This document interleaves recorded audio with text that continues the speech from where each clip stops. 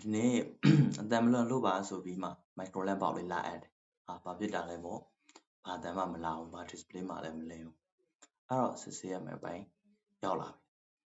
အမှကျွန်တော် power supply ကိုစစ်ဆေးကြည့်တော့ voltage တွေရောက်တယ်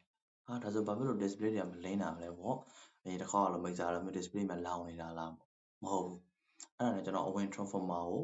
အုံးနဲ့တိုင်းတယ်တိုင်းပြီးစစ်ဆေးကြည့်တယ်ဒါမှမဟုတ်ဘာ signal မှမပြတော့တေးကြပြီအဲဆိုတော့ဒီ transformer ပြက်ပြီပေါ့ဒါပေမဲ့ဆိုးတာကကျွန်တော်မှာဒီ transformer အစားထိုးလှည့်စရာမရှိဘူးအဲ့တော့ကျွန်တော်ဈေးကွက်မှာ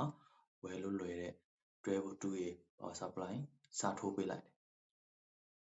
အဲ့ဘာလို့သေးလဲပေါ့ဒါပေမဲ့ audio ဘက်မှာတော့ကြံတာပေါ့ဒါ audio ဘက်ကတော့ဒီပေါက်မှာကောင်းနေတော့ဘာလို့ဆရာမလို့တော့ okay ကုန်ပြီးသွားပြီ done ပေါ့